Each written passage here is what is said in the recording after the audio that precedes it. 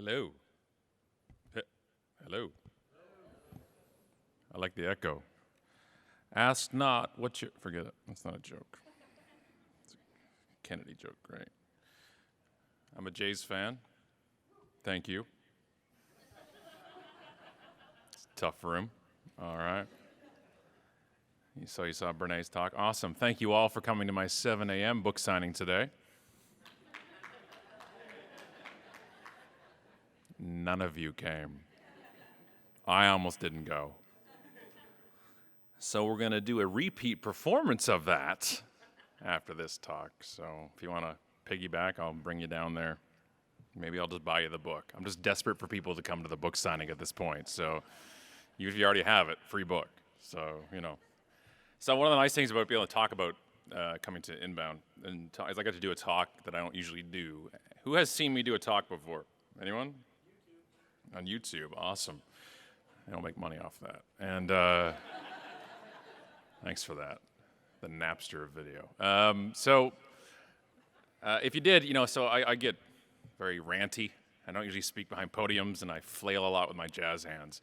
That threatens the man bun falling out, but it's still, I get to talk more today, dig a little deeper on ethics, on viral marketing, and my problem with it. Now, understand that my background in viral marketing, I started out the Unagency by becoming one of the most successful viral video companies in the world back in the old days with dial-up.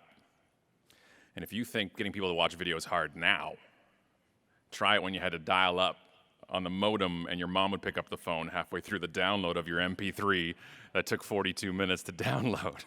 Like, Mom! It's Panama, it's Van Halen, you can hang up. So we had to keep movie file sizes down under a meg. It was all flash-based. If you guys ever saw those slideshow, cheesy-ass motivational videos, it's like text and pictures and horribly cheesy music in the background, that was us. I'm sorry. I'm really sorry. But they worked. They worked incredibly. They were the best inbound marketing type of thing we could have done for our clients. They got 60 million views back in the day when 60 views was impressive. We built lists incredibly large. I built a 360,000 person list and didn't even have anything to do with them. I didn't know what to send them. We just built this huge list on them. So I understood viral, and when I understood that, it was simply everybody wants viral. It makes me laugh when people come to me and say, back when we did client work, I don't take clients anymore, by the way, so I don't want any of you, and so I don't really care. I got out of the client business because I hate people. So it was a weird thing to have to work for clients. But not you guys, everybody else. Like outside of this room, I hated. And the issue was people would come to us after they made the video and said, can you viral this up? Can you make it go viral? Like I had some Harry Potter dust I could just sprinkle on the thing and poof, everybody would watch it. Viral's not a campaign. If your viral video has 7 views, and 6 of them are you refreshing it, which you can do like at least 132 times, it's not viral. Viral is a result. And everybody wants viral. You can't just call something, everybody wants it to go viral, even if it means you want to spread it to 100 people or 100,000 or 1 million or 1 billion. The point is viral is dangerous because we start using vanity metrics for it. Views or likes or retweets or shares or follows or fans or even hits or visits. It's people like me that can rip you off when it comes to that. We used to sell our viral videos. We made 60 of them at the end of everything was said and done over 7 years, and we sold them. We sold a slideshow for 10 grand. Yeah, I know. And we guaranteed 50,000 views in 30 days. That's pretty sweet, especially back in the day. I could have got 50,000 views of a picture of a cucumber because I had the list. So that didn't mean anything. You don't want 50,000 views. You want 50 highly qualified views. Be careful with the metrics. Dig deeper with them. And today I want to talk about what we're doing these days to go even crazier when it comes to this viral, sudden urge for stuff. So if you want to enjoy the slides and the top of that dude's head, we'll go from there. Yeah, I see it. You're gonna be that guy. Okay, so my claim to fame, other than that, is this. I'm not texting or something. Now I'm gonna pull it up for you. That's the no button. Anybody been to it? So all it is this. This is the entire website. It's no.com. It's n+15os.com. Why 15? Because 14 was already registered. Okay? That's a domain name joke. Work with me here. And you click the button.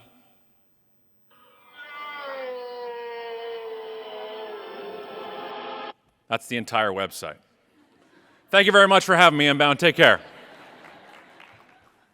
Don't clap, I was kidding. So, I want to show you now the behind the curtain of this site. I'm just going to let that sink in for a second. 26 million sessions, almost 30 million page views, and 19 million users. I don't do anything for this site.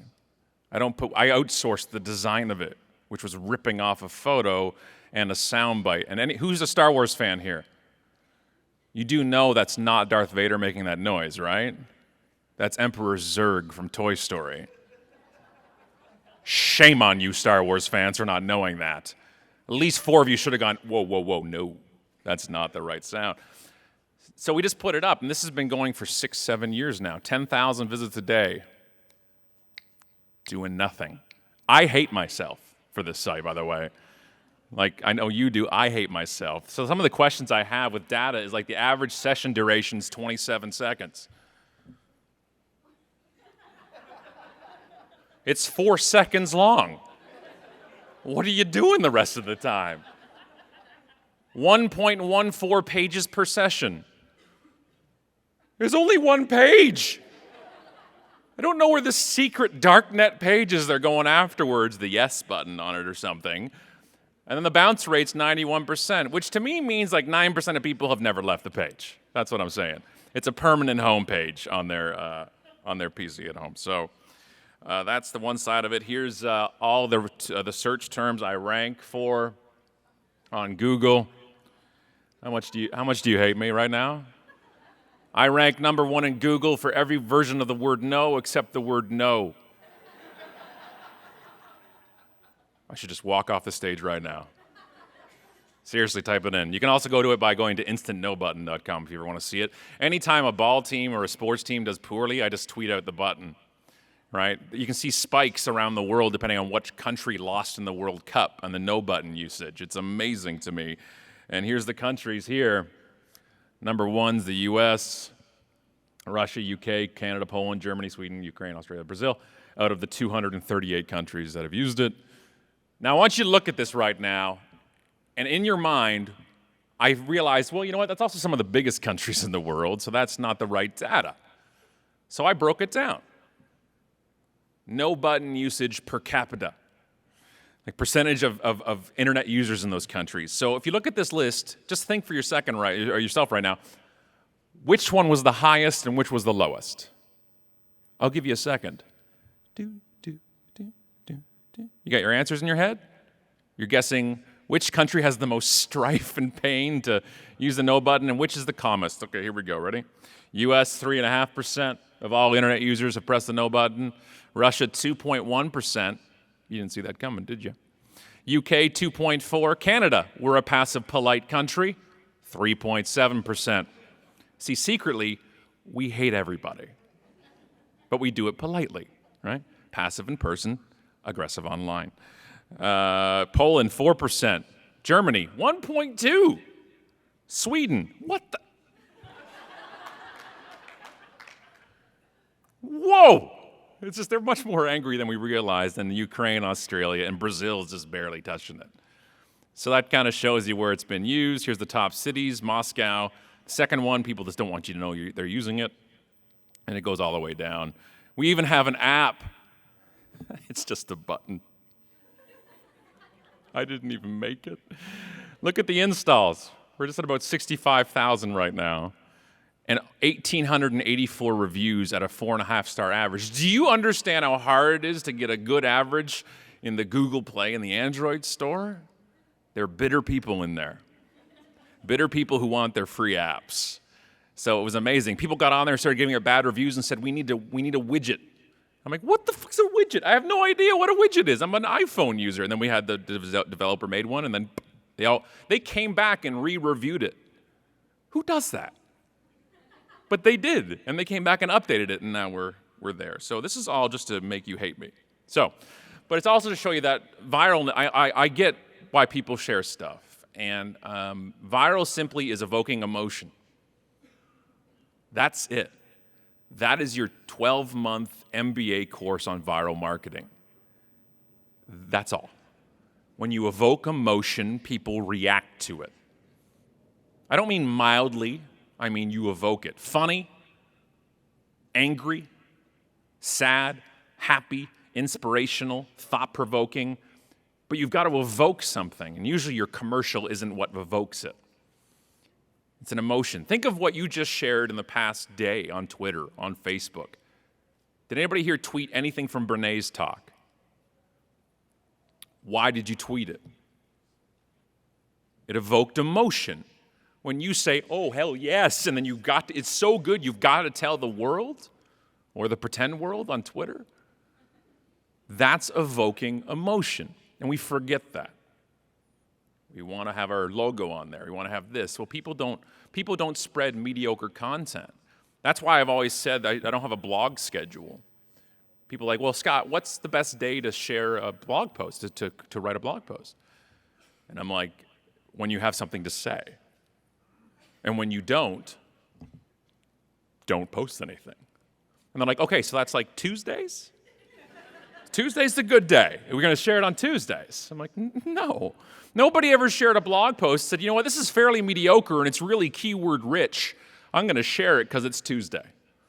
We share emotion, and you have to evoke that. Now, if your business is not in the emotional world, which most of them actually are, but you still think it's kind of dry, having something that's solid, that's great information, that's evoking emotion because people are impressed by that. It doesn't have to be sappy. It doesn't have to be funny. Most brands shouldn't try to be funny. But we share it. My problem with viral is sometimes what happens after the share or what we do as brands to try to leverage that viralness. So one of the things I've used is, here's one of the photos that goes viral for me. So that's me in Hamilton, Ontario. This is a promotion for the third book, QR Codes Kill Kittens. And so we did a photo, that's the name of the book, yeah. That's the photo shoot we did. And I shared it on Reddit, and then like a year after it, we shared it again, just for fun. And you can see on there, it's got about 1.7 million views, which gets me nothing. I got a bunch of fake internet points, and a lot of people calling me fat, telling me how cool my tattoo was, and I think they were sarcastic, and saying how rich a skeptic t-shirt is. And insulting my beard too. It was awesome. So this went bananas, but then since it went viral on Reddit, other places picked it up. 9gag picked it up, Fat Jewish Instagram account picked it up, and then they shared it. And that made me cool with my kids. Right? I had people on Facebook I haven't seen in 20 years saying, dude, you're on the Fat Jewish. I'm like, I'm on who? I was on nobody yesterday, thank you. So I'm like, you know what, that's pretty cool, because he just took the picture and put it on his thing, but there's no credit, nothing back to me, and nor is there anything in the picture to say it's me. And this is where I have the problem. These accounts have been created that just take things that are proven to go viral, so no effort whatsoever. I hate people who rip off content, but I really hate lazy people who rip off content. You do the work, you put in the time, and the next time somebody says, that's popular, I got it, it's mine. And they share it. And this is what started pissing me off. So then I shared something from South by from 2012. And this is me with my shirt. I'm kind of a big deal on a fairly irrelevant social media site that falsely inflates my ego. And CC Chapman took this photo. And everybody's like, that's so funny, you're funny. And I'm like, thanks. Hey, you're kind of fat. I'm like, okay, cool, thanks. And then it went viral. But it went viral like this. Somebody cut my frickin' head off. And then MySpace Tom shared it. I'm like, dude, MySpace Tom shared it. I'm like, those are my nipples. But I couldn't prove it. When you don't give credit, you're taking credit. Does that make sense? That's a good tweet. I'll wait. At Unmarketing. If you don't give credit to that sentence, that would be hilarious, by the way. Just use it as yours. Or give Brene credit for it. It's awesome. It'd be great. That's another thing about Brene. So Brene's a friend of mine. She's awesome. I knew her before. She was Oprah's best friend. And she put in her book a quote from me. It says, ignore the haters. You're not the jackass whisperer. So that's my quote. It's funny if she says it, but apparently not when I say it. But she credits me, and she uses it on her site, and she's so wonderful because every talk she says it in, she credits me. And then I put it up, because we have a sticker of it and stuff, and I put it up on our Unmarketing Facebook page, and people start coming on there saying, why are you stealing Brene's quote? It's the quote of mine. And then somebody took the quote, an illustrator took it and put it in an illustration and didn't credit Brene or me, and then put a trademark on it. Like, do you have any idea who I think I am? Like, you're ripping off the person that talks about ripping off people. And then she came on and said, I'm sorry I didn't give credit. I saw so many people it was credited to, so I decided not to give anybody credit. Oh, well, okay. That's good. Yeah, okay. She didn't even send me a copy of the t-shirt it went on. So she eventually removed it and took it off. It's not right. It's not fair. And we shouldn't be doing it without permission, without clearance.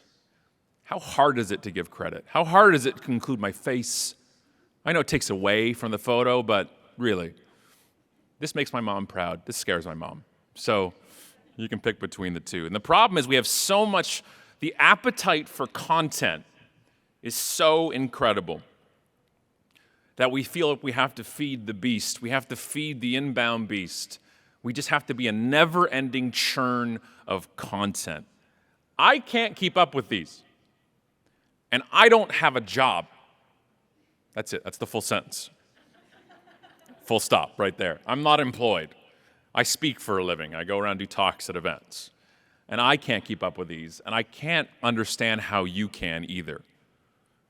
But that's the point. We don't have to be everywhere all the time syncing all of our content.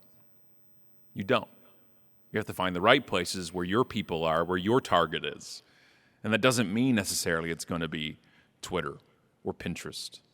I had a life insurance conference I spoke at, salespeople, and in the Q&A, they're like, so how do we think we use Pinterest? I'm like, you don't. Don't pin a life insurance policy on there.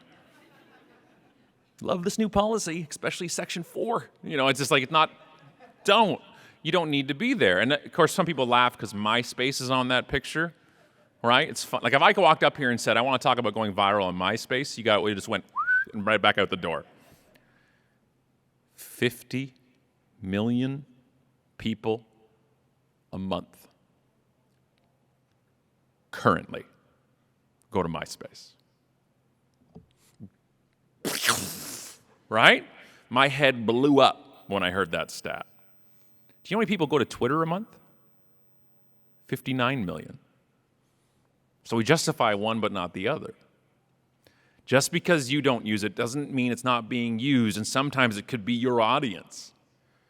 So careful of that self-bias we've got towards your brand or your clients that are brands as well. You've got to be careful with that. So to feed this beast, we have to jump to where the new beast is, and right now that's Facebook video. Facebook is the first real serious competition to YouTube and their market share. And Facebook did it in the only way that Facebook can for brands. If you share a YouTube video on your Facebook page, good luck. But if you upload it natively to Facebook on your page, we're going to double your reach. We're going to get you to at least 2% of your fans now. That was a reach joke. Aren't you my people? You're not going to get the reach joke? Don't make me use the term the great social media reach around, because I will. I will to wake you guys up. I will use that. But the point is, they give us a great bias, and I would too. They give a great bias to native uploading. The problem is, take that problem I had with Reddit and my photo in the band Candy Crush, and now take that to YouTube videos. that you use a third-party site to rip the embedded code, the actual source file video, and you upload it. And now brands and celebrities are doing that. What has got 100 million views on YouTube? Let's rip the source, upload it to our Facebook page, and now we get credit for it. Like my friend Tyrese Gibson, who's not my friend, who is notorious for sharing videos ripped off from YouTube. And he takes it's like the best Halloween costume ever. And look at the view count. 86.5 million views on Facebook. So what do you think this does to his EdgeRank algorithm on Facebook? It gets him new fans, it gets him a bigger platform, and no credit given. The funny part about this, by the way, is this is ripped from YouTube, which was ripped from America's Funniest Home Videos. So it's like a double ripping. And then the original person from YouTube came on and said, thanks for the sharing. The original video is over here. I was the original person that ripped it off. Can you come see my video? Which is awesome. This is not right. 7 out of the top 10 videos of all time on Facebook, I'm talking hundreds of millions of views, are direct rip-offs with no credit from YouTube. 70% of the top 100 of all time. I talk all time like it's been a long time. It's been like, 8 months. But still, that's hundreds of millions of views. That's theft. That's ripped off. Another example of one is he did this, this is crazy. Man helps dead shark give birth to 3 babies. Tyrese's latest solo album, Black Rose, is coming. That shout out wasn't on the original video on YouTube, by the way. But this is where the problem is to me especially. People say, well, what's the problem if Fat Jewish Account does it or that Tyrese does it? What's the harm? Like, outside of ethics and not crediting the original creators is the fact that you are actually profiting off of it, one way or another. I lost my mind when the Fat Jewish guy got his own wine. Like, he's got his own label now of a rosé wine in Manhattan. And he was going to get a TV deal. And then he also has brands pay him $8,000 a post to post something on Instagram, and an audience that was built straight on content theft. And almost only original stuff on those platforms are the paid ads. I don't like that. I hold no ill will against Kim Kardashian. I think she's actually a brilliant business person. And her photos, though, her account was grown by her photos. I don't care what you think of her. I don't care what you think of those photos. She organically grew that. And so when she does a paid post, maybe not for morning sickness pills because she went against the FDA and got in trouble. Anyway, she earned that money legitimately when it comes to copyright and content. Not like this. And so I have a problem with it. So I call people out on it and brands because people say, well, what's the problem? I said, it's straight marketing ethics. And I put it out once, and I won't name the guy on Twitter who did it, but he's right there. Somebody says, seems legit, and it's a ripoff from Reddit. And I replied, about as legit as stealing pics off Reddit. And RJ here, who lives in Boston, I don't get the hate here. So he's calling me out for calling out the content theft. And I said, the picture was popular on Reddit. They took it and uploaded it, no attribution. And then he says, right, but that's what the account does. I think most followers know the pictures aren't originals. I'm like, phew, I guess it's okay. And he said, just seems like a strange thing to get upset about, that's all. The account isn't trying to claim the pictures as their own, in my opinion. I didn't ask for your opinion. Then I said, I know, it's a weird thing I have. For some reason, stealing content and potentially profiting off it upsets me. It's a quirk. And he said, it's the internet. The picture gets posted to Reddit. To think it wouldn't make its way around is ignorant. Oh, hell no. Wow, that's a first, being called ignorant because content theft offends me. He says, so a picture posted on Reddit, also being posted on Twitter, constitutes theft now. And I simply said, I'm not going to explain content theft to you. Maybe you call it uncredited repurposing in your job. He's in marketing.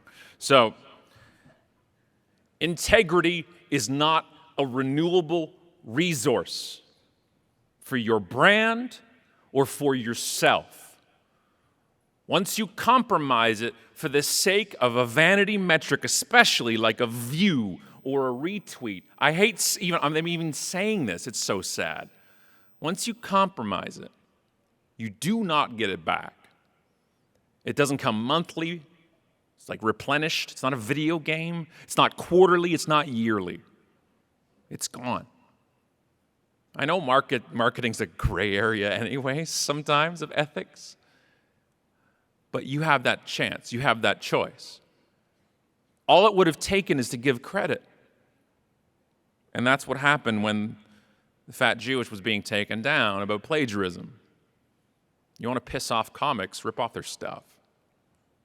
Right? This is the point. This is the problem. Comedy Central pulled his pilot. They said it had nothing to do with it. We just realized he wasn't really funny. Whatever it is, because it was a platform based on content theft. But for every one that gets called out, there's 100 accounts being made every day. Instagram, Twitter, Facebook. And every time you share it, you add to it. That's the problem. Content attribution is vital to the integrity of our internet, to me. It is. Speaking of integrity, I had an issue with ethics with an app, actually. I won't name the company, but it's Bell Canada.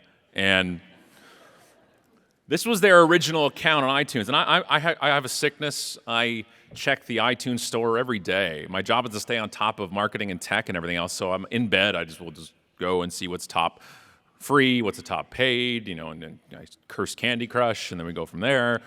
And this was Bell Mobility's, and their whole app is simply, it's our national phone provider. It's one of the two or three.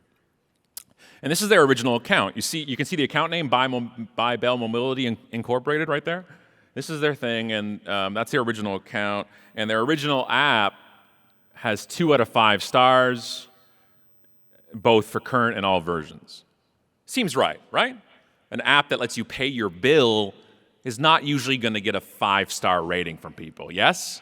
Just logical. Well, they came out with their new app, and if I don't know if one of the strategies, but if you want to get rid of bad reviews in an app store, just come out with a new version of the app, because then it pushes all the old ones to the back page, and only current ones come up first, and only sick people like me click on old reviews of old versions. So there's your ethical move right there. But Bell didn't do that. They created an entire new company account on iTunes. So they're totally got rid of any even scrap of review and launched their new app. I want you to look at this for a second and tell me what the problem is. Anyone? Yeah. The ratings? Yeah. 4.5 stars. Can I remind you, for an app that lets you pay your bill? Just sit on that for a second. And not just 4.5 stars, but 89 ratings with an average of 4.5 stars. And I saw this, and I'm like, not on my watch. Nope. And so we started researching it. We started reading the reviews. Mike McKerney says, it works great, 5 stars. Makes so easy now to check my profile and pay my bill. Nice, clean design and very user-friendly. Who speaks like that? Wait a second. Marketers. Never go full marketer. They just did. Steph says, much improved, like the new look, faster and easier to use, ! Wait a second. That's the second review that has an exclamation mark. There are only 2 people in this world that use exclamation marks like that. Realtors and marketers. Charbel says, awesome app and very user-friendly. Looking forward to include BTV and home phone services in future releases! ! Something doesn't smell right. Shell says, nice upgrade, easy to use, was able to manage my bills with no problems. That's it. Now I'm done. And these were the top-ranked reviews. So Allison and I, who's my co-host in life, my wife, the co-host of the podcast and co-author, and I sat there and goes, let's do some deep underground work. We went into some Tor browsers and some IRC channels. We used a thing called LinkedIn and looked up their names. I'll give you the associate director at Bell, the marketing manager, the performance manager, and the quality assurance manager at Bell. Just straight from their LinkedIn profile. Why were these reviews at the top? And by the way, this is only 4 of 40 that we found from Bell. Why were these at the top? Do you know how a review gets to the top? By people voting yes or no, this was helpful. So not only were they reviewing their own app, they were voting each other's review helpful. I just threw up in my mouth. Okay, so I see this, and I find where's the real reviews, and I scroll 9 pages down. Nobody ever goes page 9. There's the real reviews, 1 star, 2 star, 1 star, 2 star. This sucks, this is stupid, doesn't work. That's the real ones. But I decided to let it go. Oh wait, no I didn't. I wrote a blog post. It was For Whom the Bell Mobility Tolls. Oh, come on, you wait your whole life to write a headline like that, yes? Come on. You gotta love that a little bit, right? In all the world of Upworthy and you can't wait to see this, that's the greatest headline I've ever written in my life. And the blog went viral. It went bananas. I was on radio, I was on TV, it went into our national news. I did the trifecta on the CBC, it was radio, TV, and online. Went to our national newspaper, and they were investigated by the Competition Bureau as well. Thank you. Thank you very much. So, the one comment that got me on the post on the blog was one guy who wrote 2 words. And he said, "Who cares?" I do. And so should you. The review ecosystem online is one of my favorite parts of online. We trust strangers before we trust brands. I use Yelp to eat. We use TripAdvisor to travel. I use everything. We used Homestars in Canada to pick 7 of the service people we use. We just moved into a new house 3 weeks ago. If we don't trust the review system, the integrity, we've lost a lot of the purpose of the community to me. That's what a community's built on. I care. You should care as a marketer. It's not the be-all and end-all. And then we have the problem with the race to be first. In this clickbait headline world we've got that's got to fit in 140 characters or less, we have to be the first, right? One of my favorite shows is The Newsroom, and there's a lot of that conflict on that show of it not going until you've got 2 sources, not going. The problem with blogging versus journalism is journalists, some of them have integrity. I'm a blogger, so I'm part of that other world where there was no rules. We didn't have to go to school for it necessarily. We just simply wanted the hits. I love being the source article. That Bell article got me 100,000 views on the blog, which is like 100,000 more than normal. I love being the source. The problem is the race to be first. You get something, especially our brand, on marketing, where we are a magnet for screw-ups. If a brand screws up, within 5 minutes, we'll get a message from somebody saying, "Did you see this?" You never want your brand name to come after, "Did you see this?" in an email. We get it every day. We have unending content because people are human and they'll screw up. So we share these things. We expose bad, poor marketing practices. And so what happened here was I got somebody shared a tweet and it opened with, "Did you see this?" And this was what was sent to me. MLK Day sale, 25% off everything black. And I'm like, oh, hot diggity. Hey, let's do this. I'm feeling rather spry today. Here we go. And then I realized, no. It can be photoshopped. It doesn't have to be real. It could be malicious. So what do? I go back and source who took the photo by clicking 3 tweets deep. And then I found out it was a store in Duluth, Minnesota. And then, here's years of journalism training, which I have none. I phoned the store and said, "Hey, I'm just wondering, I'm doing an article about Martin Luther King Day sales. Are you having a 25% off everything black sale?" She's like, "Yep, all day." I'm like, "Thank you." And I hung up the phone, and then I wrote the post. Okay? Gave credit to the photographer, gave credit to the person who tweeted it to me, put it up there, and of course it went bananas. Bananas. But I was right. Don't be first. Be right first. There's a huge difference in those 2 things.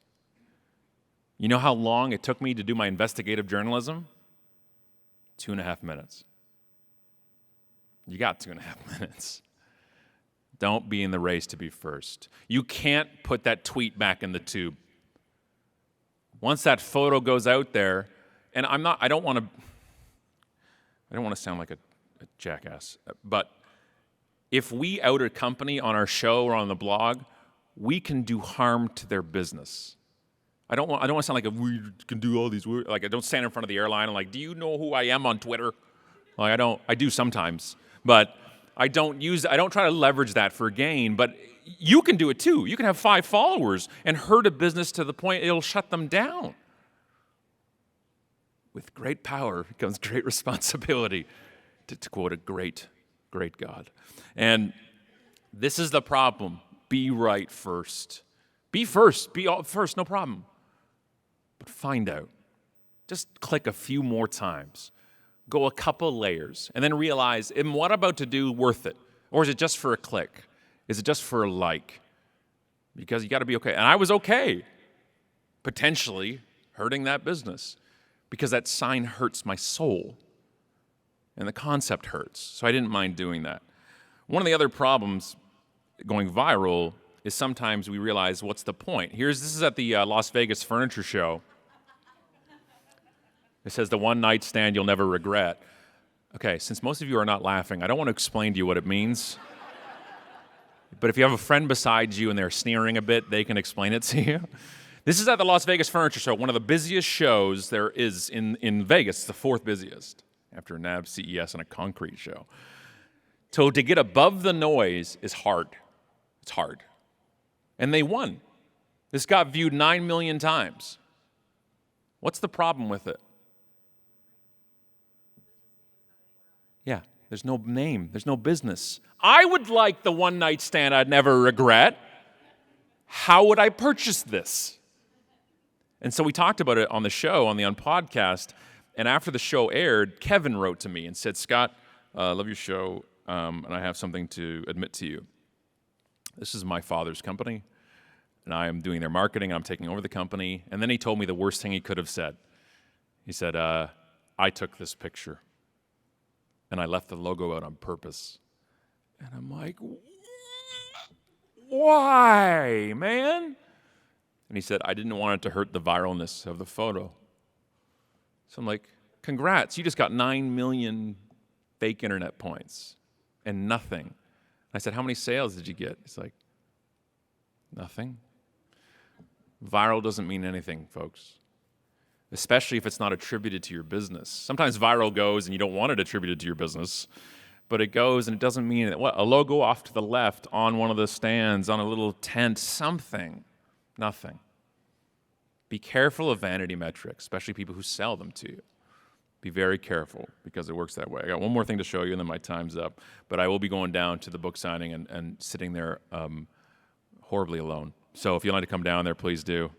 I may buy you a book or somebody else's book. It's like there's better books. So one more thing to show you, but before I do, please hang out with Allison and I on the podcast. The new episode came out today. If you want to text, hook me up to, you're not going to hook up with me, but to 33444. We'll give you a link to the show and everything else in there, and we'll send you a blog post once every 2 years when I write them. Please hang out. If you want to check that out, it's actually really cool technology. It's called Lead Digits from Lead Pages. That'll convert your text to your email and add you directly to the mail list. So even if you just want to see the technology, go do it and then unsubscribe. It only hurts me slightly emotionally when you unsubscribe. But go check it out. It's a very cool service.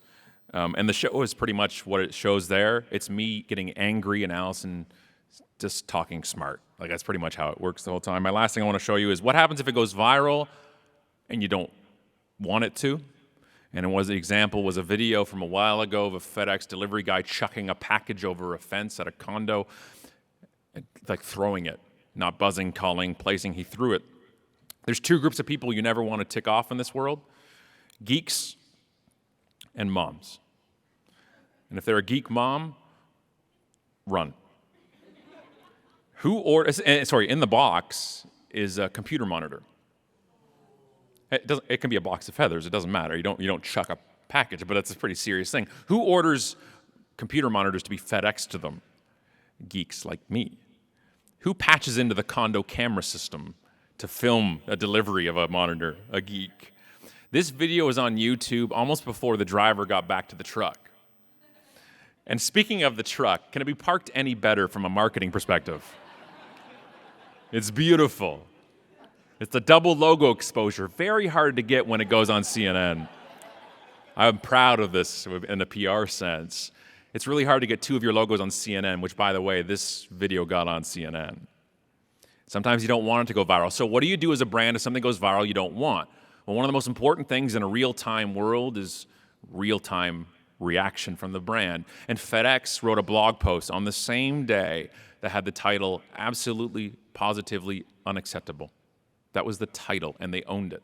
They owned it. I'm sorry. We're sorry.